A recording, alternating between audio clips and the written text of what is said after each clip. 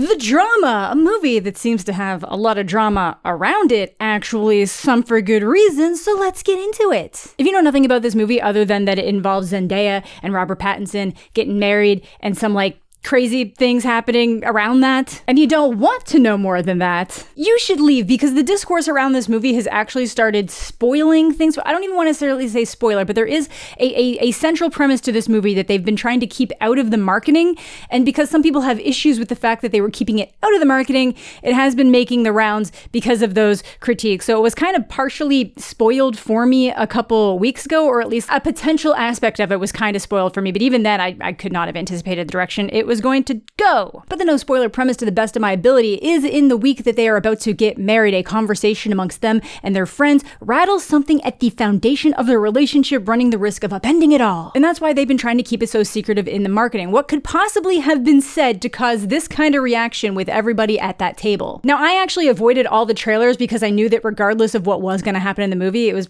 probably going to get pretty wacky. The director's got a very interesting filmography that always seems to elicit a lot of emotions from people. I saw Sick of Myself at Cannes, and that was about a couple that became so obsessed with one-upping each other that the woman starts feigning illness and injury to gain more sympathy from the people around her to obsessive levels. Then he did Dream Scenario, which started as one of the more compelling movies I'd ever seen before it takes this weird moral stance by the end with who it's loosely based on that I just don't super agree with. I do distinctly remember talking to Big Joel about this after the TIFF screening, and he was just even he was like, there was so much that was so good, but then is that what he meant when he said, and then the Q&A happened? Regardless of your feelings on the movies, they do elicit a lot of strong emotions and at least spurn some discussion. And that just continues here with the drama. There's so many layers of people wondering whether Borgli, the director, should be able to make this movie, the layers in which he would or wouldn't have the authority to speak as a non-American, or just not the demographic of who,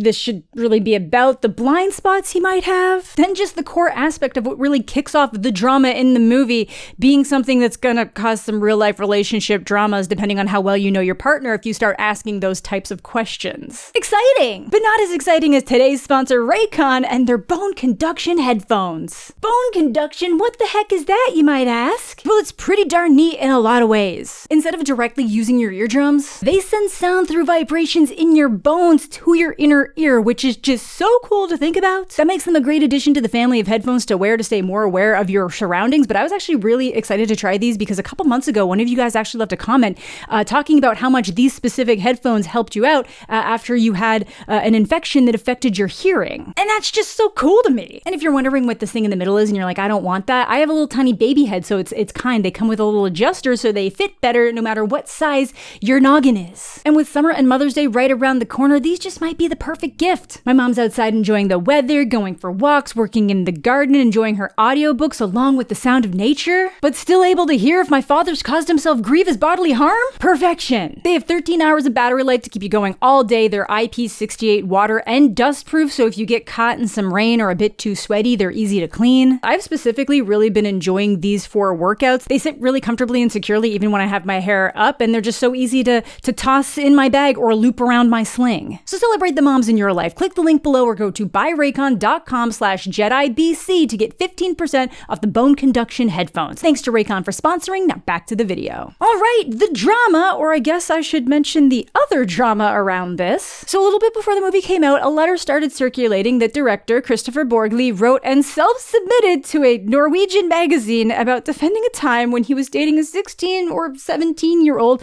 when he was 26 or 27, when the people around him said it was wrong. Legality aside, dude, gross. I think he name drops Woody Allen 3 times, because of course he did, because if Woody Allen says it's okay. Thankfully, I didn't pay to see this movie, but I do feel really bad for the people involved with it that might end up affected, and that most of the headlines have been name dropping Zendaya as if it's as if she specifically chose this guy because of that. No, this was resurfaced. And it wasn't even it was her and Pattinson, equally famous, I would suggest, just her. By the time this started making the rounds, the movie was already done. I think it had already done some press screenings screenings, so A24 just kind of plowed ahead and people are going to see it, so we'll see how much it actually affects it and his career going forward. Unfortunately, there are currently people in positions of extreme power that have done the same, and people who think it should be okay for grown men to get with high school students if they're mature, so I don't know, just remember that when those exact same people say they're worried about protecting women and children, they do not care. At least this guy, like Anthony Kiedis in Seinfeld, has self-reported. And that's before we even get into the drama that's specifically related to the movie itself and how the instigating question of this movie is probably going to lead to some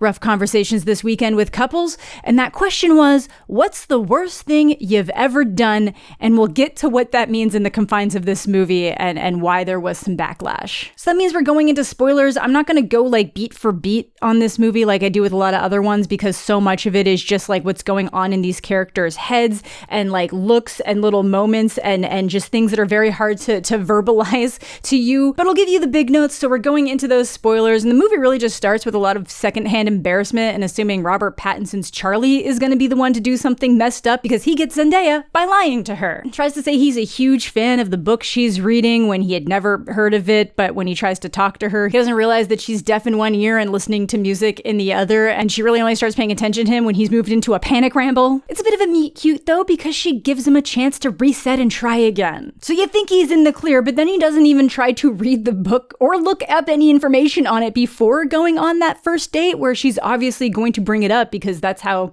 he approached her. So he then has to just say that he lied about reading it when he realizes he can't fake his way through a conversation about it. The book is fictional, by the way. Don't go run into Chapters or Barnes & Noble. And still, it doesn't blow up in his face. Like many of Borgley's movies, there's just so many kind of like cringing in your seat laugh moments throughout this experience, which is like very big in the courtship phase of this. So again, you're really just waiting for him to do something that's gonna derail the dynamic completely, but that's not what happens. That was just him working on his wedding speech with the moments that led to them getting together, the moments that built to the love. It's not until the wine and food tasting event with their best friends, like the week of the wedding, that questions about the worst thing that any of them has ever done comes up after they comment about how they saw their wedding DJ smoking heroin on the street. The friends start alluding to a dog incident that Mike was involved in, and he says he'll tell his story if everyone else reveals the worst things they've done too. And I do not know why his wife, Rachel, Alana Haim, was encouraging him so hard, because what she did was actively horrendous, and her reaction to it currently would have me concerned about being around her. I was expecting him to have killed the dog or something, but it's just that he used his ex as like a human shield against a dog. Not great. But what Rachel did was lock a developmentally delayed neighbor into a closet of an abandoned RV in the woods. Not the Nirvana RV, like maybe, you know,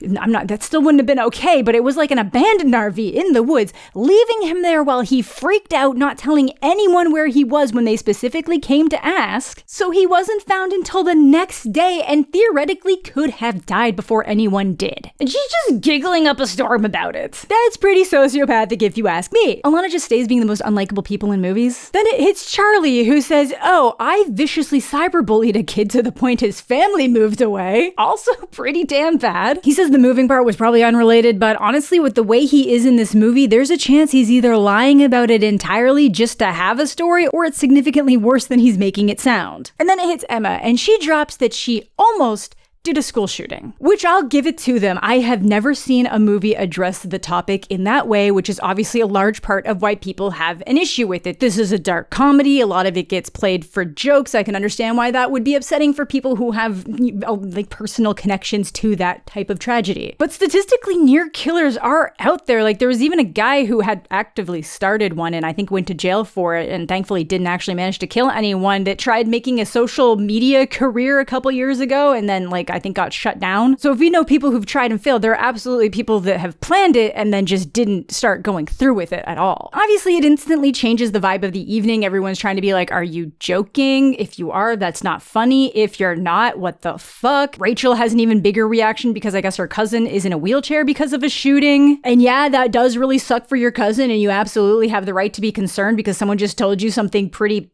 scary, but you actively mentally tortured a kid and could have got him killed, and you still think it's funny to this day. Get off your high horse, bitch. I'm not saying let's coddle the potential mass murderer here, but that's exactly why this movie has just been so ripe for trauma. Whether the movie engages with that in a way that goes far enough, like obviously you've got two people who've revealed pretty cruel tendencies from their past that they actively did and actively affected other people, versus someone who, if they did go through with it, would have been the most horrendous of the three of them. But it doesn't really end up being interested in doing a lot with that. It addresses some things like ideas of isolation and how it's so easy to kind of get pulled into these like horrible thought patterns, and then something will happen that kind of like lifts the fog or parts the rain clouds.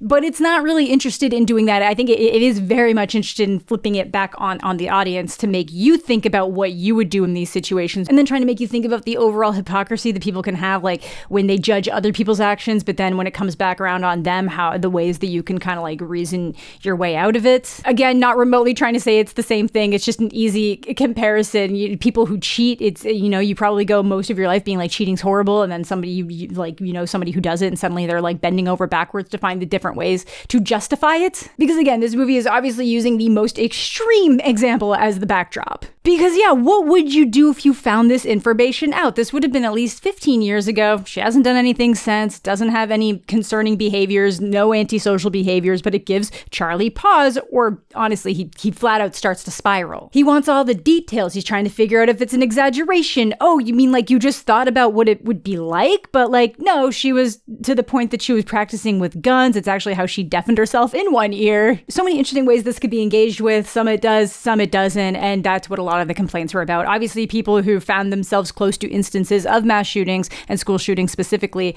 are going to be more sensitive to this kind of media. Some of them don't have an issue with the fact that it was made, just the fact that it wasn't disclosed in the marketing, which that's a fair point. Some people just don't think it should exist at all and have said that it's humanizing shooters, even though they haven't seen the movies, so they didn't know whether, like, how it was going to handle the topic at all. Obviously, some of those complaints are valid, and I'm never going to, like, go at someone who was personally affected by gun violence in this way if they have a very strong reaction to it. I think people can dislike a movie for any personal reason they want, especially when it's something this emotionally charged. What I do kind of take issue with is the people who are like, well, this was only marketed as a romantic comedy, when it really wasn't, or at least not a straight up rom-com in the traditional sense. It's a flip on a rom-com, and I think that the trailer made that kind of clear. Unfortunately, there's just not going to be a one-size-fits-all way to handle this, and somebody's always going to have an issue with it. Some people are going to have an issue if it was disclosed. Some people, again, are just going to have an issue with the fact that it exists. Like, there's this other movie called Mass, where it's the parents of a victim and the parents of the shooter talking to one another, and it's trying to bring as much nuance as possible to the situation. And I'm sure, and I did see at the time, a lot of people disagree with it existing and saying that it did try to humanize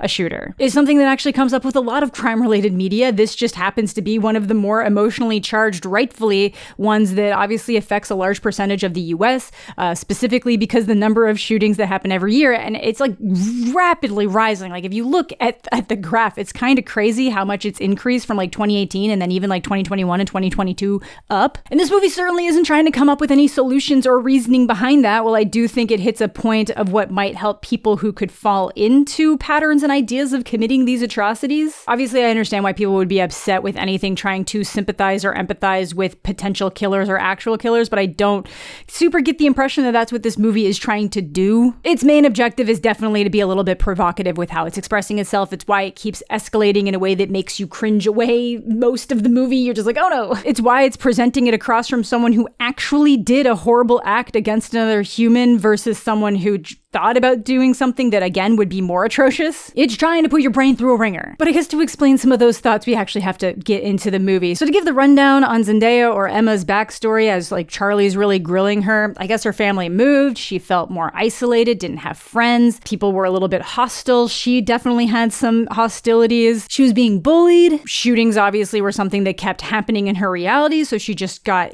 obsessed with engaging with that online. Realized that it got her attention, that being a girl would seem more novel because it's less common. I also know there's the other layer of people saying, well, her race would obviously play into it as well, just as much as her gender, which it should have been engaging with more. But I don't think that was really intentional from the writing standpoint. I'm pretty sure I read, whether it's true or not, that Zendaya and her team were specifically like really trying to get this role, because because it would be so outside her typical wheelhouse. So it was like the colorblind casting. But again, even the gender is such a toss-off because this is not the person that you would typically suspect to have had those thoughts, which again is a layer that the movie is trying to engage with. And then adding another layer about how people might be more willing to forgive her because she's so much outside the mold of what you expect from a typical shooter versus if it had been Charlie who made the reveal. In movie, it doesn't really focus on that so much, but I think that is something that the audience should consider because, again, Rachel is going in on Emma hard. Kind of seems like she was always a little bit hostile and catty towards Emma, though. Another layer to it all. She also implies that Mike would have grown up around gun violence and got out of it and never felt the need to do anything like that when he didn't at all. That is her husband that she's putting a racist stereotype on. He's literally just kind of like, that is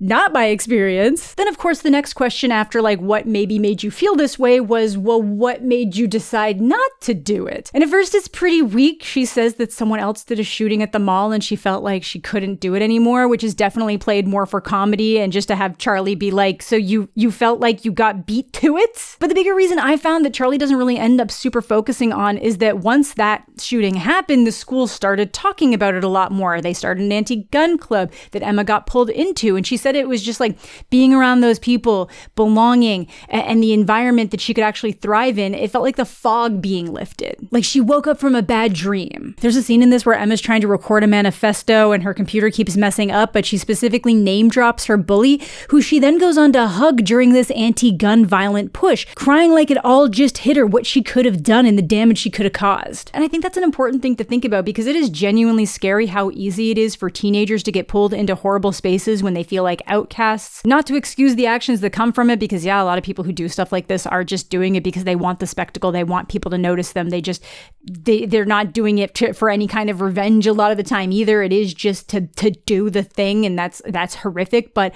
I think that idea that a lot of people would feel like it is a moment of fog being lifted once you come out the other side, I think that's maybe an important thing to think about because there are ways you could probably try to actively fight against it. The movie kind of seems to be pointing out that it would be more effective to do these community building initiatives before a tragedy happens instead of in response to something. But yeah, obviously in the confines of the movie, can't believe I almost did that. I can't, I'm so glad that I found my place is better than, well, someone else did one recently and it really took the thunder out from under me. And her change doesn't come across as insincere at all. We see it all the time with people who got their way out of hate groups becoming vocally opposed to their old views. Obviously, because this is his real life and the person he's about to marry, having that kind of nuanced thought is really rough. You're looking for a specific reason that's a very good justification of why A, you had the thoughts in the first place, and B, you didn't do it. Because he's trying to find a way past it and not understand it. He's trying to find instances of childhood trauma and then misrepresenting those moments to Rachel to try to make her get past it too. Because he's really racking his brain here. It's been at least 15 years. What do you even do? The person hasn't had any homicidal tendencies since that you're aware of. Do you send them to therapy to talk about it now? It does seem like she genuinely learned from what she almost did and is a better person for it now, something that Rachel and Charlie, if he actually did the cyberbullying, can't say because they've just tried to excuse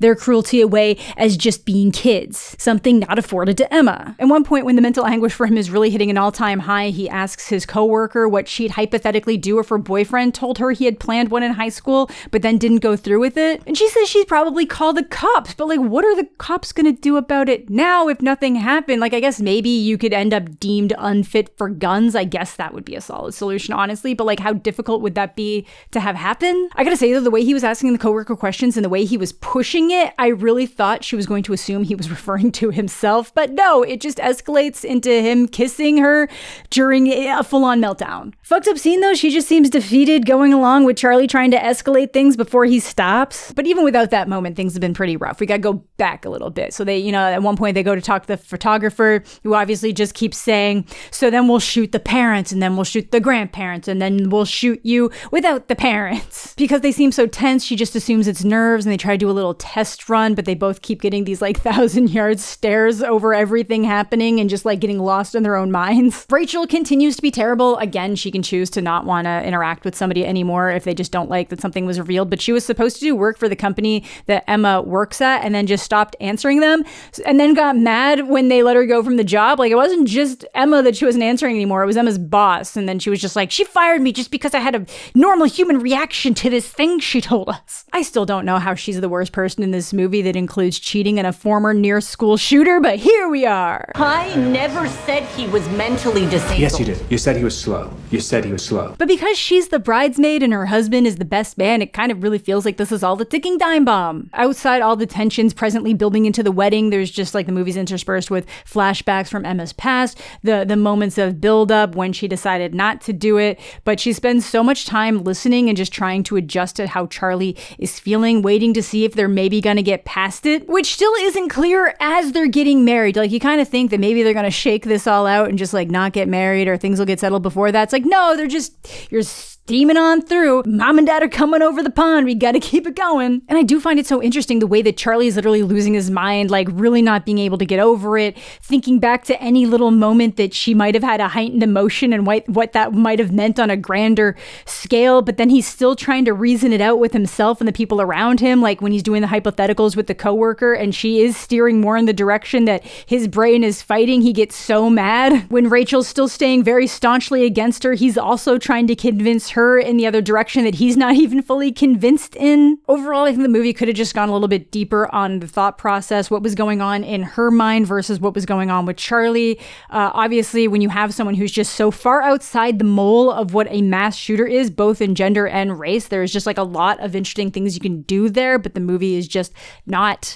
That's not what its aim is. It seems way more focused on Charlie's spiral from it all and the way that his behavior starts to escalate. Until again, it's the wedding day. Rachel does show up as she uses her speech as an excuse to toss a bunch of light jabs at Emma, especially after Emma's dad talks about what a staunch gun control activist she was in high school, rebelling against her military dad, who never seriously looked into why one of his guns went missing because she tossed it into the swamp when she decided not to go through with things. And he was just like, look at her rebelling against me, stealing one of my guns that I can't find anymore. Irresponsible, sir. Even if it was for fully altruistic reasons, you should be concerned about where a rifle went. These jabs are definitely things she thought about Emma before the reveal, like finding it weird that Emma asked her to be maid of honor like she didn't have any other friends. It all just continues to spiral when Emma overhears Misha, Charlie's coworker, talking about someone not going through with the shooting. So then she's like, oh my God, Rachel's talking to people. But then when she brings her in to talk with Charlie, Misha assumes it's about Charlie making the move on her. So we got multiple layers of shit just popping off right now that Charlie really drives home with the most awkward wedding speech that ends with him getting headbutted by Misha's boyfriend and Emma storming off alone. In his mind, he was like, I don't care that you did all these things. I'm the one who betrayed you now because I did this horrible thing. And now I'm like embarrassing you in front of everyone. And now I'm bloody. And it's after all that he's now sure he wants to be with her. That he can move past it all when the situation is hit like the most disastrous place it could have got. Just before that big question had been asked at that tasting event, they were talking about how like maybe they'll just go to Andy's, this diner that they love, after the wedding, the same way that like Oscar winners go and get burgers. So that's where I assumed she was going to be. And then, yeah, he does eventually rock up there, bloody, just a full wreck, ordering his cheeseburger, and she does show up. And the other thing they've had throughout this movie is that idea of resetting and starting over. She tried doing it a little bit earlier in the movie, and he was just kind of like, this isn't gonna work. Like, this is not how we're gonna get past what you told me and our friends. But again, she throws him the lifeline here. She throws him the lifeline here to start fresh.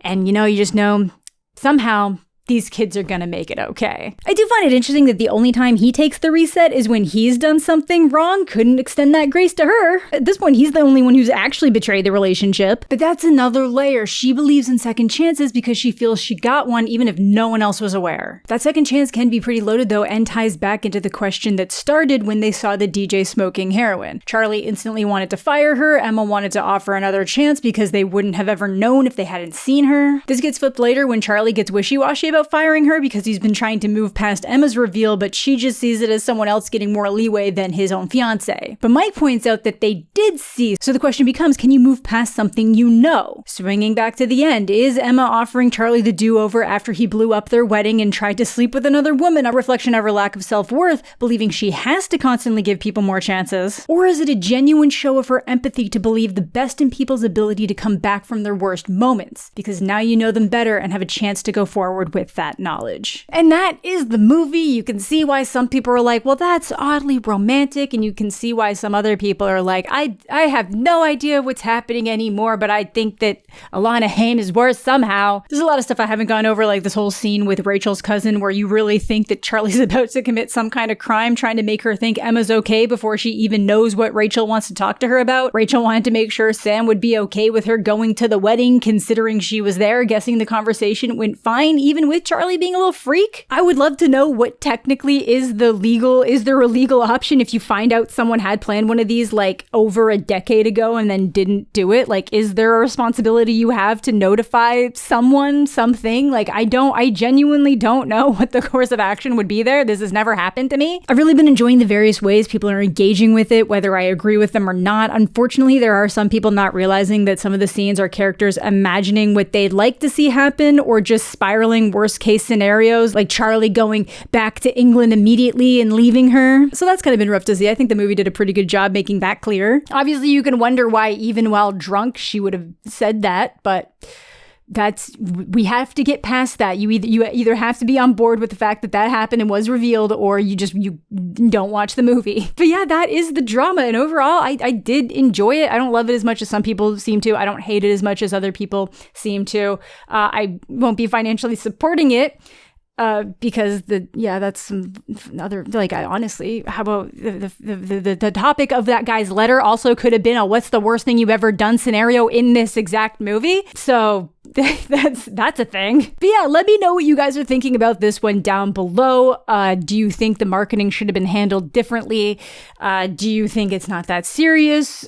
Do you think it's actually significantly more serious than people are saying? Let me know what you're thinking. But that is going to do it for today's video. Thank you all so much for watching. Thanks as always to my Patreon supporters and YouTube channel members. Subscribe to the channel if you're new. Leave a like on the video if you're into that kind of thing. All my other social medias are listed down below. Hope you're all having a fantastic day. I'm mostly okay, and we'll catch you all later.